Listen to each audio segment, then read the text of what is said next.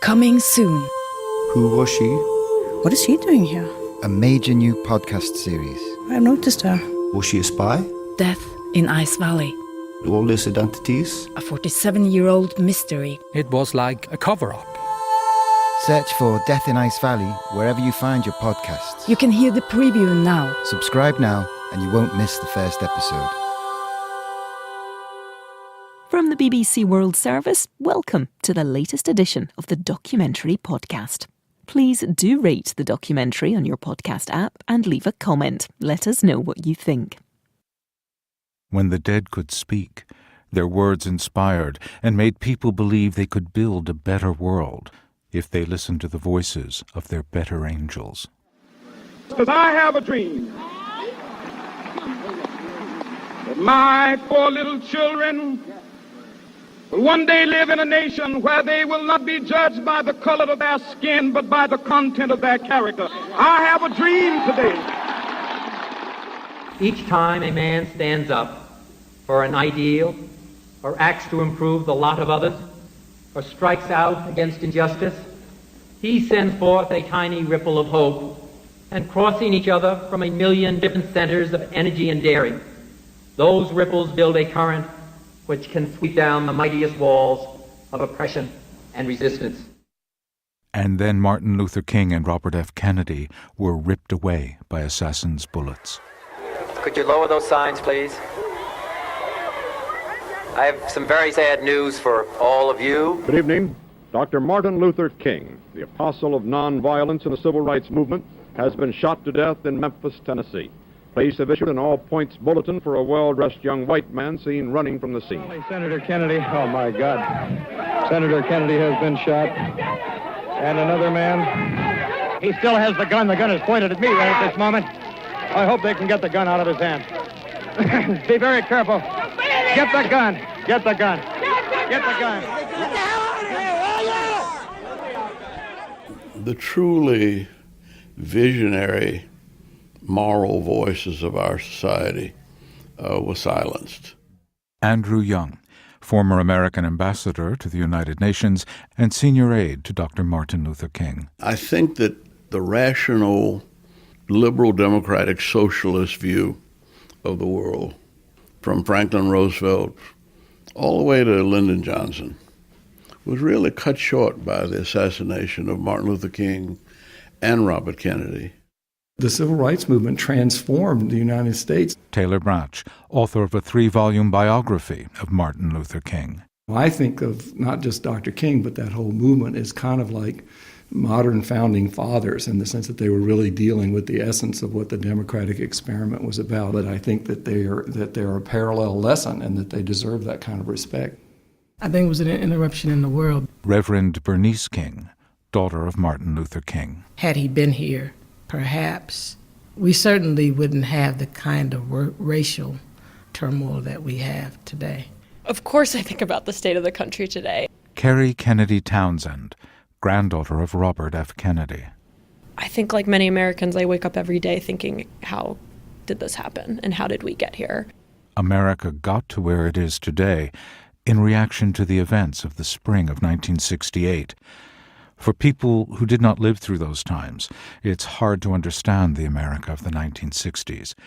If you just know the history from television documentaries, you would be forgiven for thinking the U.S. was a developing country. Politics, high and low, was a deadly game.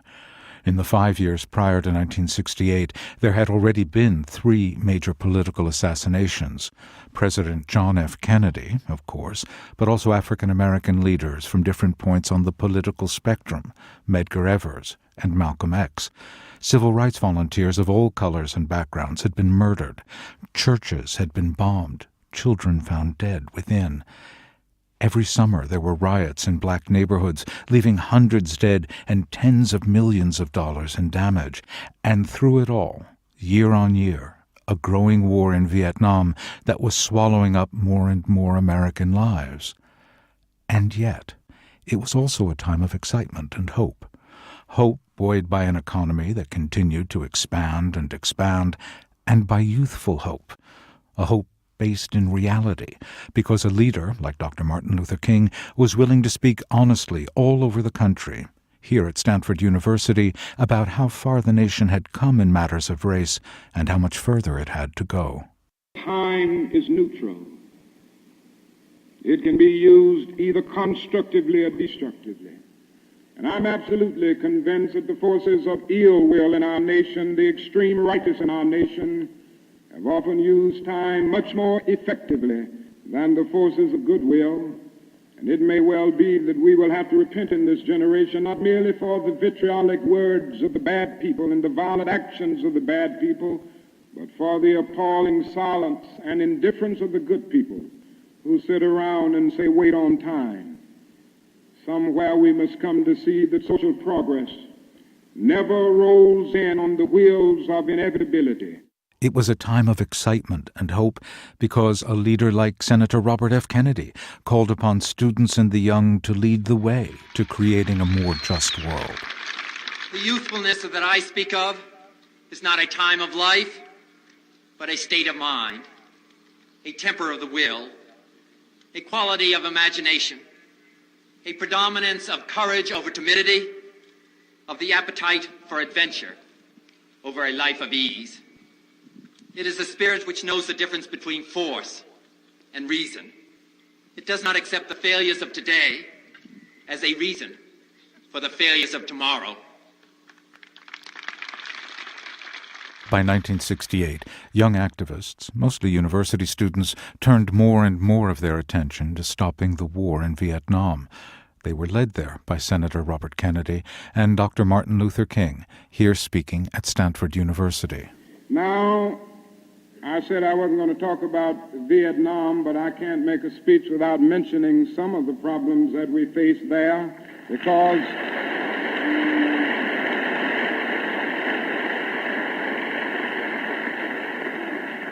I think this war has diverted attention from civil rights. It has strengthened the forces of reaction in our country and has brought to the forefront the military-industrial complex that even President Eisenhower warned us against at one time. And above all, it is destroying human lives. It's destroying the lives of thousands of the young, promising men of our nation, destroying the lives of little boys and little girls in Vietnam. But one of the greatest things that this war is doing to us in civil rights is that it is allowing the great society to be shot down on the battlefields of Vietnam every day. The argument over Vietnam was as divisive nationally as the argument about African American civil rights had been in the South. Military conscription had been ratcheted up to meet the demands for more troops. In 1963, there had been just a little over 16,000 American soldiers in Vietnam. By the start of 1968, just 5 years later, more than 500,000 American troops were in the country. 1968 was the year all the trends that had been gathering pace since the decade began collided. It was a presidential election year, and President Lyndon Johnson, who 12 months before had assumed he would run unopposed for the Democratic nomination, was suddenly facing a challenge from anti-war Democrat Senator Eugene McCarthy. In the first primary of the campaign, the New Hampshire primary, McCarthy nearly beat Johnson. A few days later, Robert Kennedy announced his candidacy. I run to seek new policies. Policies to end the bloodshed in Vietnam and in our cities. Policies to close the gap that now exists between black and white, between rich and poor, between young and old, in this country and around the rest of the world. 2 weeks later, on March 31st, 1968, Lyndon Johnson gave an address to the nation on Vietnam that had a sting in its tail. With American sons in the field far away, with America's future under challenge right here at home, with our hopes and the world's hopes for peace and the balance every day, I do not believe that I should devote an hour or a day of my time to any personal partisan causes or to any duties other than the awesome duties of this office. Accordingly, I shall not seek and I will not accept the nomination of my party for another term as your president. As Lyndon Johnson spoke those words, Dr. Martin Luther King was preparing to go to Memphis, Tennessee, to campaign on behalf of the city's predominantly black sanitation workers who were striking for better pay and equal treatment. Vietnam, an issue he had been among the first to raise, was not his focus at that moment. Anti-war activists had hoped he would lead the movement. His close colleague Andrew Young, now 85, remembers Dr. King had said no. He was very clear about his position on Vietnam, but he did not want to be trying to lead the anti-war movement, mainly because it was so undisciplined. It wasn't radical, it was childish and stupid. I mean, that was when they started calling policemen pigs and burning draft cards and the American flag. That wasn't what we were about at all. And it wasn't what he was about. Young points out King's anti-war campaigning was focused not just on his belief in nonviolence, but also on economic justice. He made a connection between what was going on in Vietnam and what was going on in the cities. And he said the bombs you drop on Vietnam will explode at home in unemployment and inflation. A few years ago, there was a shining moment in that struggle. It seemed as if there was a real promise of hope for the poor, both black and white, through the poverty program. There were experiments, hopes, new beginnings. Then came the build-up in Vietnam, and I watched this program broken and eviscerated, as if it was some idle political plaything of a society gone mad on war. And I knew that America would never invest the necessary funds or energies in rehabilitation of its poor so long as adventures like Vietnam continued to draw men and skills and money like some demonic destructive suction tube. And that was a prophecy that was being fulfilled. King had delivered that speech at Riverside Church in New York just 1 year prior to his arrival in Memphis to join the sanitation workers. His flight to the city had been delayed by a bomb scare. By this point, the 39-year-old leader had accepted that he might not live his natural span. I'm realistic enough to know that I can meet a violent end. I live every day under the threat of death. And I have no illusions about it. There are enough sick people in the world for me to come to a violent end just as other leaders have come to a violent end. And I don't think the important thing really is how long you live, but how well you live. And I'm not concerned about my longevity or the quantity of my life, but the quality of my life. Dr. King constantly prepared us for his death. He said, I know my days are numbered. Young remembers that King may have sounded sanguine, but there was something else at work on his mind. We were aware that Dr. King, he had been in a period of depression. Anguish is better than depression. He wasn't his normal self, and he kind of knew that the end was near. In his sermons, like this one given at Mount Pisgah Baptist Church in Chicago several months previously, he sounds like a man going through a long night of the soul, a man with a young family, 4 children, risking the lives of all those he loves. But I never will forget one night very late. It was around midnight. And you can have some strange experiences at midnight. Telephone started ringing and I picked it up. On the other end was an ugly voice.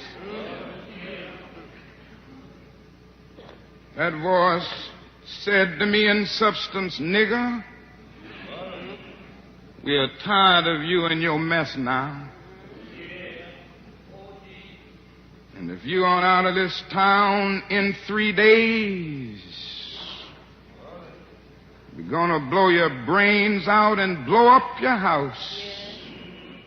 King tells the congregation that he could find no consolation in philosophy or theology. He was overwhelmed by other thoughts.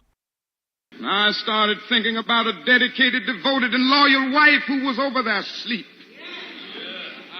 If she could be taken from me, I could be taken from her. And I got to the point that I couldn't take it any longer. I was weak. And then Dr. King finds the strength to pray. I tell you, I've seen the lightning flash. I've heard the thunder roll. I've felt sin breakers dashing, trying to conquer my soul. But I heard the voice of Jesus saying, still to fight on. He promised never to leave me, never to leave me alone. No, never alone. No, never alone. He promised never to leave me. Never to leave me alone. And so, a year to the day after coming out against the war in Vietnam, Dr. King was in Memphis, Tennessee, staying at the Lorraine Motel with his senior aides, including Andrew Young. The team were hanging out in Young's room. The mood was playful and relaxed. King went up a flight of stairs to change for dinner, and then a crack. And I didn't even think it was a shot. I thought it was a backfire of a car or a firecracker or something. But I looked up there and I saw that the bullet had hit him and had knocked him out of his shoes. His shoes were up under the thing. So as I ran up there, and I saw that the bullet had entered the tip of his chin and went straight to his spinal cord. And I guess I realized that he never even heard the shot and probably never felt it. My first reaction was, damn, you going to heaven and leaving us in hell. How are we going to make it? But he kind of prepared us for that, and we got together, and there was, no weeping and a moaning, no crying. We immediately started figuring out how we were going to carry on the Poor People's Campaign. But then 8 weeks later, when Bobby Kennedy was killed, that was when I broke down.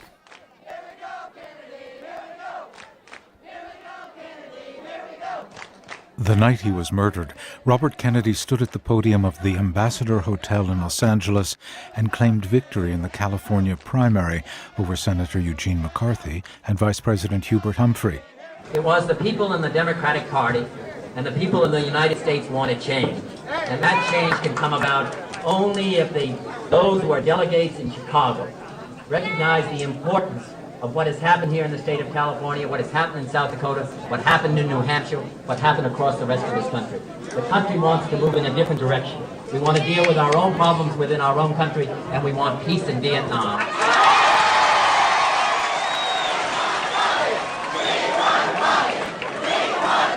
A few minutes later, Kennedy had been fatally shot. Much of the country responded to the news as Andrew Young had.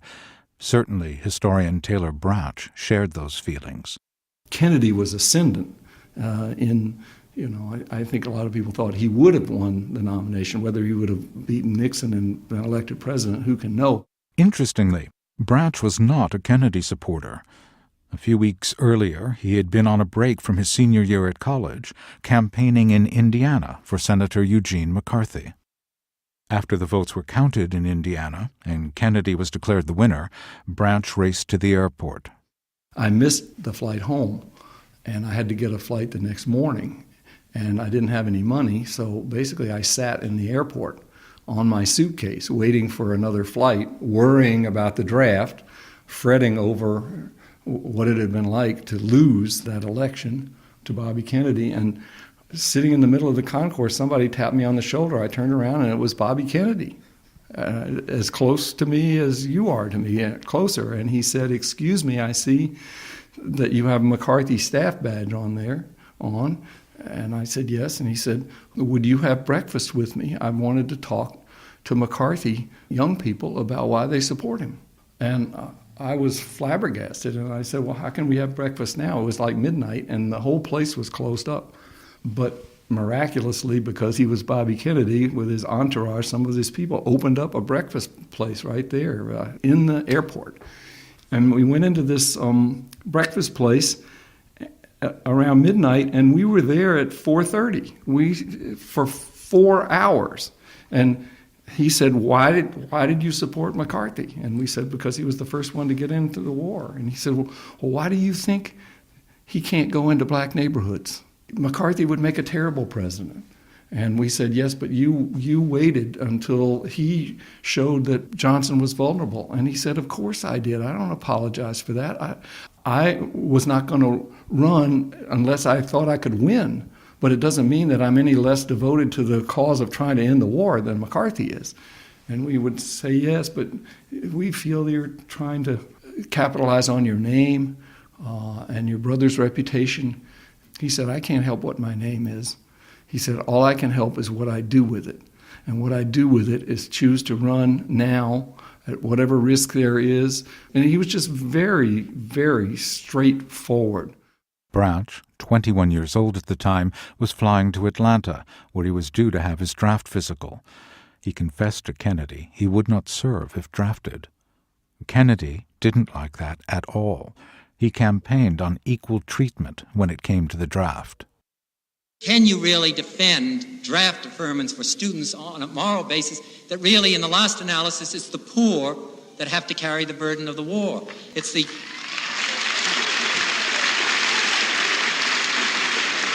No, it's if you look at the statistics of where men have come from, they come from eastern Kentucky, which is very, very poor, where there are not many chances or opportunities to go on to a university. If you are a Negro and you're eligible for the draft, you're twice as much likely to be drafted as a white person. He was upset with me. He said, you have to serve. But then he wanted to know more and more about the rationale and how long it had taken me to decide this and everything. And he was just soaking up this whole thing of this young kid who's sitting there talking to him about what you go through when a war is fought by the edict and the draft power of the president, and it's not, and the Senate, the Congress hasn't done its job, and the American people haven't done their job on this war, and you drift along, and the only people that can bring sense to it are the young people. So anyway, we went all night, and my respect for him skyrocketed because there was no evasion. It was all very, very direct, and he seemed like an incredibly principled person. He also had incredibly blue eyes. I mean, he just seemed to look right through you, and I admit I was starstruck. I mean, it was an unforgettable primal experience, but in many ways it goes to illustrate the theory of him I later developed, which is that he changed by personal interaction with people. He relished that kind of interaction, no matter how controversial or uncomfortable it might be. And if he was uncomfortable talking to students who insisted that they were sticking with McCarthy and who insisted that they could not support the draft, he was learning and soaking it up. I just think that's the kind of person he was. Kennedy's assassination gave America another "where were you when you heard the news" moment, followed by days of absolute clarity that remain scored into the memory of those of us who lived through them. The memories burn deepest in his children. One of the most poignant memories I have of my father was after he died. Robert Kennedy Jr., just 14 at the time of his father's murder. We brought him back from Los Angeles. And, when we left from Los Angeles, all these motorcycles came out on the runway and escorted the planes. And some people on those motorcycles, there were police, there were Hells Angels, there was Black Panthers, and it was this very, very strange cross-section of America, and probably 100 motorcycles that were on the runway as the plane took off. And I looked out the window and saw some of them blowing off their bikes because they got too close to the engines. Kennedy, who suffers from a condition of the larynx, remembers that an even larger cross-section of America turned out to watch the train bearing his father from New York to his final resting place, next to his brother, at Arlington National Cemetery, across the Potomac from Washington, D.C. I remember going through a field in the middle of Delaware, and there was a group of bridesmaids from a wedding, and they all threw their flowers at my father's, at the car where I was carrying my father's coffin. And when we went through Trenton and Newark, there were huge black crowds, thousands of African Americans, and they were all singing Battle Hymn of the Republic, and people were holding up their children, and they had signs that said, "Goodbye, Bobby," or "Pray for us, Bobby," and they were holding their babies up, and a lot of people were kneeling just in fields or on the sides of the track and praying. It was not just the coincidence of their deaths that joined the two men in history and memory. Oh, I think they're very intertwined. King biographer Taylor Branch. I think that Bobby Kennedy is an illustration, or is one of the factors in my conviction that real discovery in the race, across racial lines in the United States, comes from personal experience rather than intellectual, massaging and construct. Andrew Young concurs. Martin Luther King, and most of the people who were fascinated by John Kennedy understood that he was an Irishman from Massachusetts and didn't know any black people. But he wanted to understand. He wanted to try to deal with the race question, but he had absolutely no experience. The relationship was wary, but in the last years of their lives, they campaigned on the same issues: ending poverty in America, fighting apartheid in South Africa, stopping the war in Vietnam, and arguably Kennedy's most famous public moment was intertwined with King's death. When I think about Martin Luther King and my father in 1968, of course, the first thing that comes to mind is when Martin Luther King was killed. Kerry Kennedy, Robert F. Kennedy's daughter. He was just getting onto a plane when he heard that Dr. King had been shot. And when he arrived in Indianapolis for a rally, he was told that Dr. King had been killed. The mayor of Indianapolis, Republican Richard Lugar, met Kennedy at the airport and told him not to go to a scheduled rally in the city's ghetto. And to enforce compliance, Lugar told Kennedy the police would not accompany him if he chose to go. And my father went to that rally. And when he arrived there, he asked somebody, and you can hear this on the tape, do they know? Do they know about Martin Luther King? We have left it up to your own volition if it can be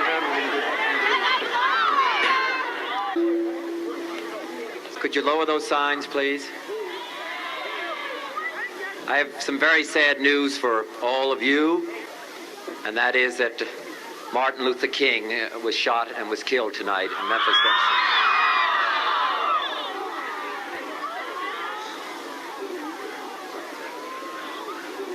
Martin Luther King dedicated his life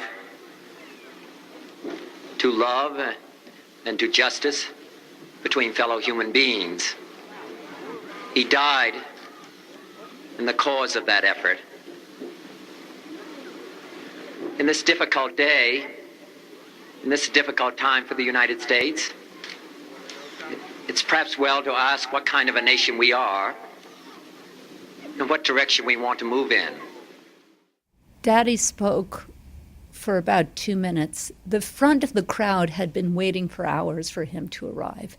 Thousands of people. Back of the crowd had already heard that Dr. King had died, and they arrived with bicycle chains and Molotov cocktails and legs from tables, and they were ready to riot. And then he quoted Aeschylus.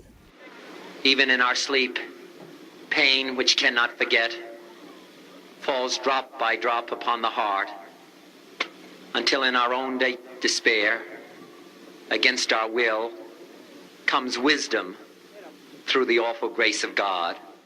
And he very quietly and very earnestly said, what we need in this country is not division. What we need in this country is not violence. And I think that made an enormous difference to that crowd. And people went home. He said, I ask you to go home and say a prayer for the family of Dr. King and a prayer for our country. And people did go home. That night and in the ensuing days, 125 cities across America burned, some of them for months and months and months. Indianapolis was peaceful. Martin Luther King and Robert F. Kennedy were young, with young children who would grow up in the shadow of tragedy and have had to find a way to live their own lives and honor the lives of their fathers. It was not an easy road to walk. I didn't want to be a mini Martin. Reverend Bernice King, youngest daughter of Dr. Martin Luther King.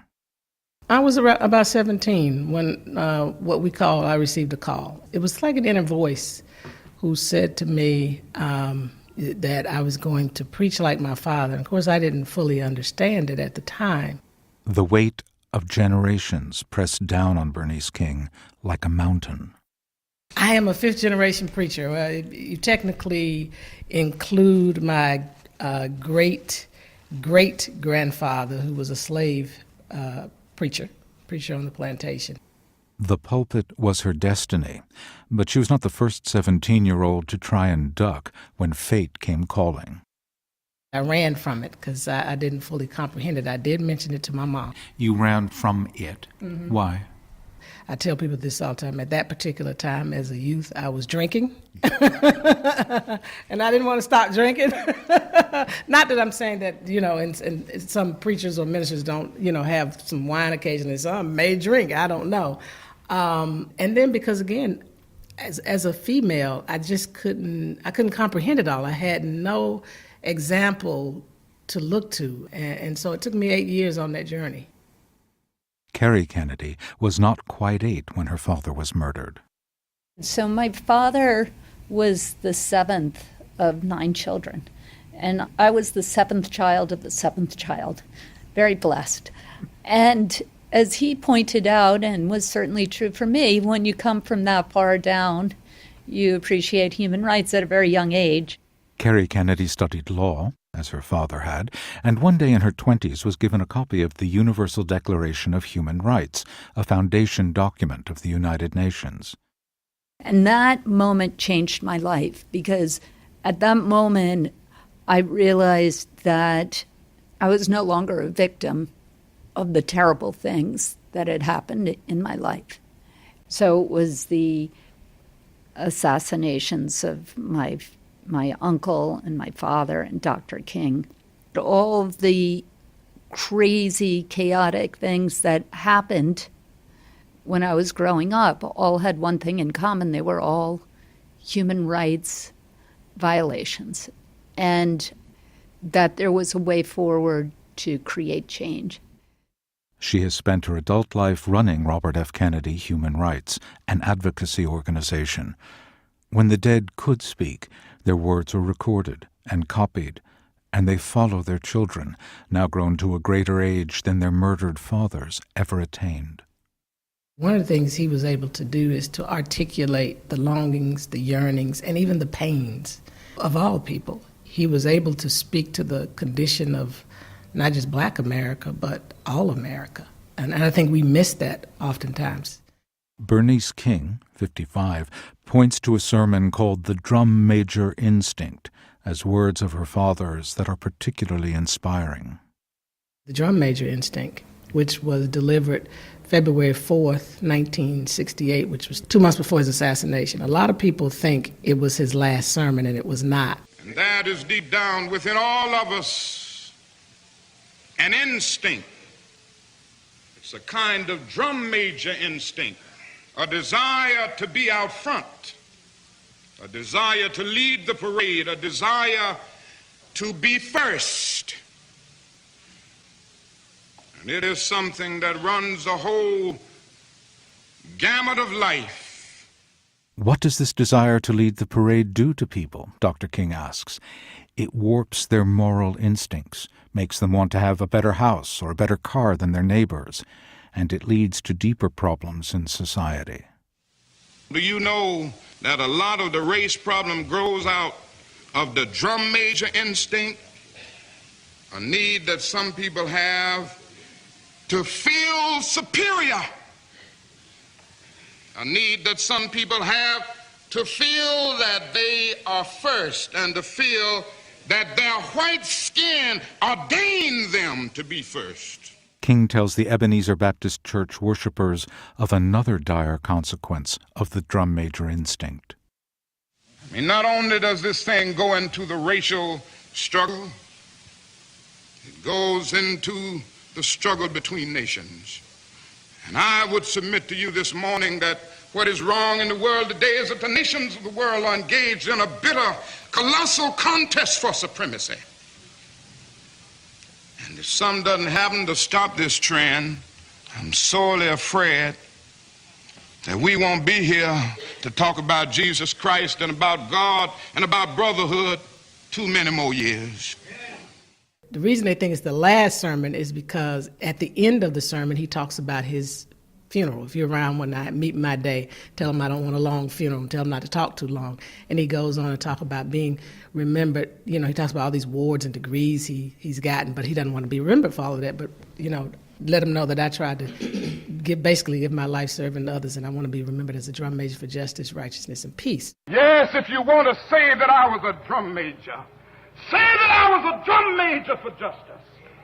Say that I was a drum major for peace.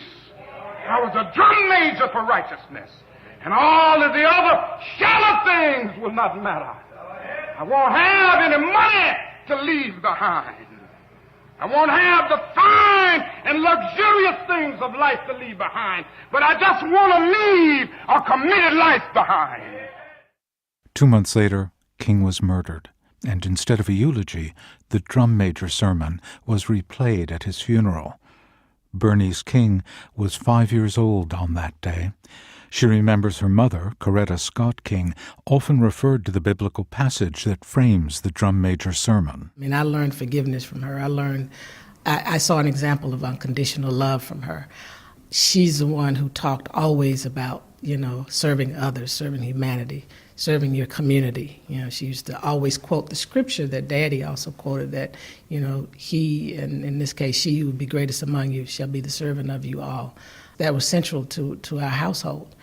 And I remember she didn't say his exact words, but she always used to tell us, you know, somebody has to cut off the chain of violence. I'll never forget hearing those words over and over and over again. I now understand that, you know, I have a responsibility that if the cycle of violence is going to be interrupted, then I have to be the one who embraces something else.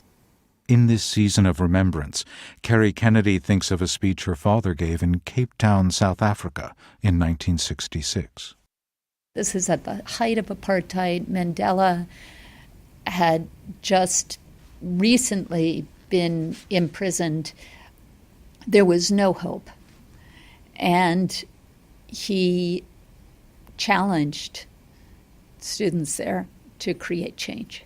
And that's when he gave his famous Ripple of Hope speech, in which he said, each time a man stands up for an ideal or strikes out against injustice, he sends forth a tiny ripple of hope, and crossing each other from a million different centers of energy and daring, those ripples build a current that will sweep down the mightiest walls of oppression and resistance. Moral courage is a rarer commodity than bravery in battle or great intelligence. It is the one essential, vital quality for those who seek to change the world, which yields most painfully to change. And those with the courage to enter the moral conflict will find themselves with companions in every corner of the globe. This is something that informs our work here at Robert F. Kennedy Human Rights Today. In Robert F. Kennedy's family, another generation is fully grown. I'm so amazed at how my grandfather is still able to influence people today. Kerry Kennedy Townsend, daughter of Robert's oldest child, Kathleen Kennedy Townsend. While he wasn't present physically, he was so present in my everyday life through stories that my mother would tell us.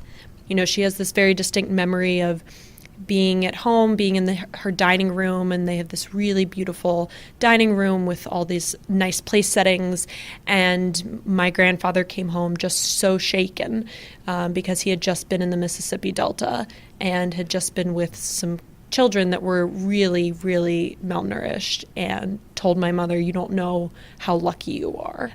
I have seen children in the Delta area of Mississippi with distended stomachs, whose faces are covered with sores from starvation. And we haven't developed a policy so we can get enough food so that they can live, so that their children are not, so that their lives are not destroyed. I don't think that's acceptable in the United States of America, and I think we need a change.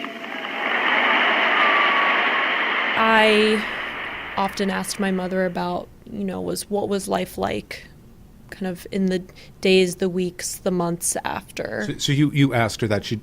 How old were you when you started asking? That's a great question. I think we became more comfortable talking about it when I was a teenager, I would say.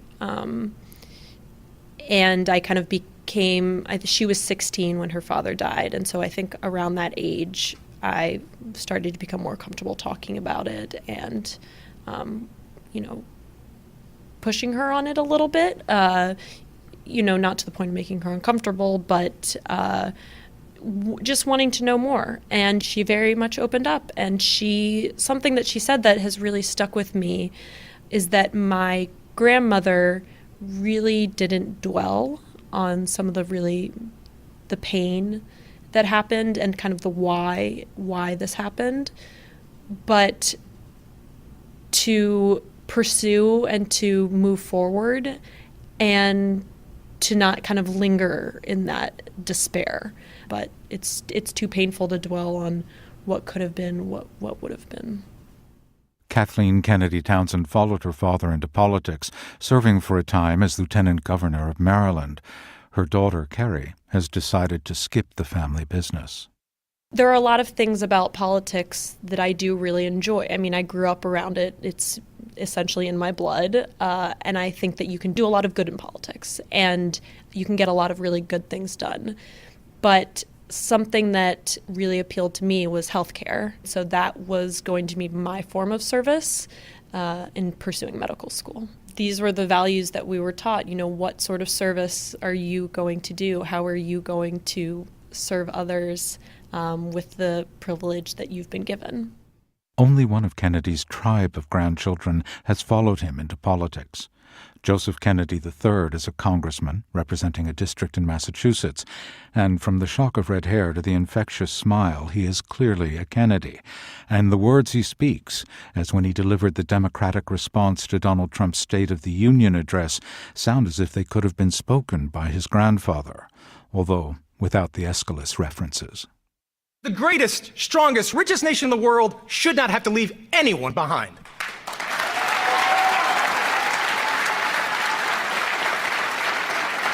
We choose a better deal for all who call our country home.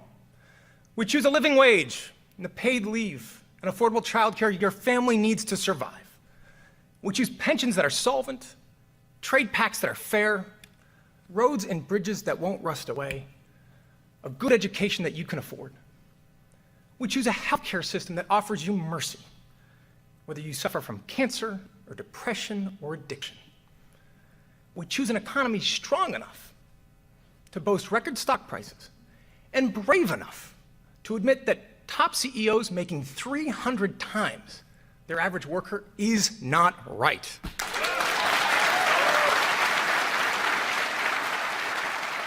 If the dead could speak, what would they make of America today? First of all, obviously it's impossible to know, it's impossible to speak for them. I do think that it's unlikely that they would have had the power to rescue the whole zeitgeist. We were moving into an era where the dominant idea has been that politics is bad and that Washington is bad. The lives of Martin Luther King and Robert Kennedy were defined by a politically unique form of pragmatic idealism, given urgency by their intimate, personal knowledge of the evil and violence in the world. It was inspiring.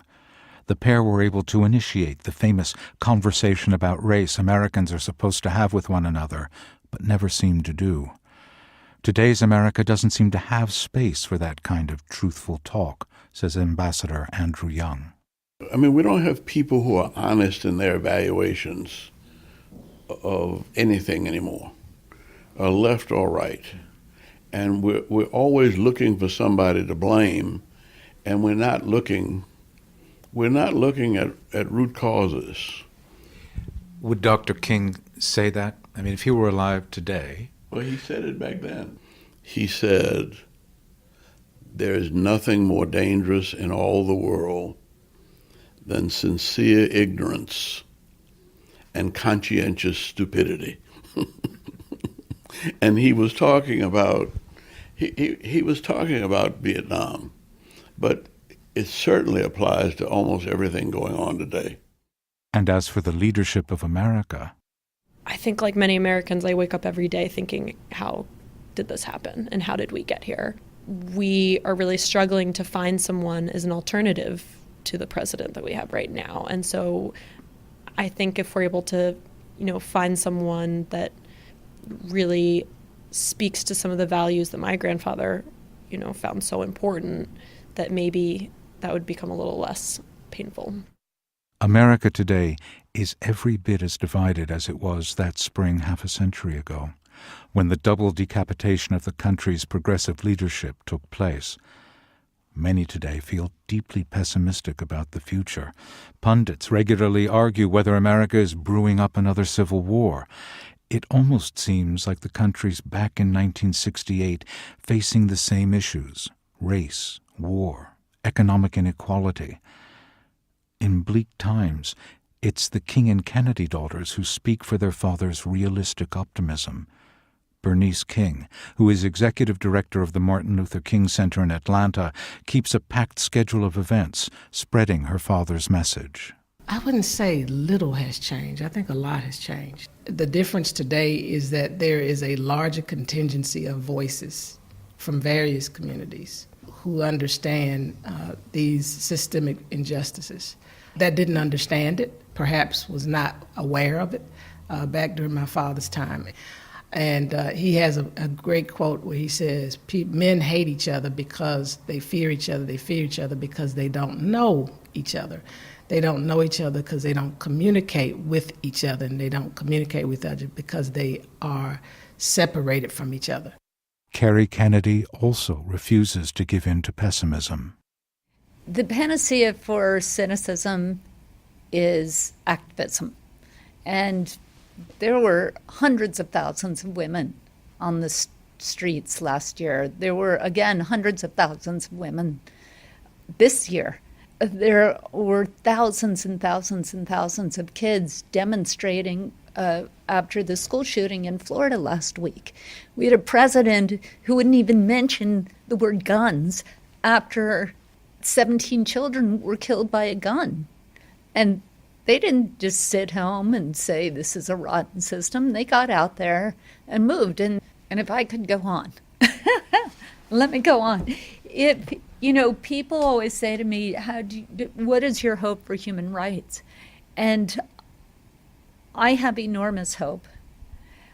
When I started working in human rights in 1980, all of Latin America was under right-wing military dictatorships. Today, there's not one left standing.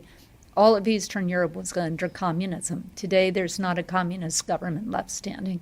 South Africa was at the height of apartheid. It's now had a series of freely elected governments elected by a majority of their people. Women's rights was not on the international agenda. And now women's rights is spoken about everywhere. All those changes happened not because governments wanted them to, or armies wanted them to, or big multinational corporations wanted them to. They all happened because small groups of determined people harnessed the dream of freedom and made it come true. Clearly, the dead still speak through their children. At the end of the day, we are part of this great humanity, and as he said, we live in a world house, and we must learn. He wrote this in the last book that he released during his lifetime. We must learn, and that's the key word, learn, to live together as brothers, or together we will be forced to perish as fools. And the message of the dead remains the same today as when Martin Luther King spoke these words to an audience in London in 1964, en route to Oslo to receive the Nobel Peace Prize. And I still believe that we can build this society of brotherhood and this society of peace. We have a song that we sing in our movement, "We shall overcome, we shall overcome. Deep in my heart I do believe we shall overcome." And somehow I believe that mankind will overcome, and I believe that the forces of evil will be defeated. Thank you for listening. There will be more from the Documentary Podcast soon. If you haven't already, please do subscribe. And don't forget, do try our other BBC World Service podcasts too.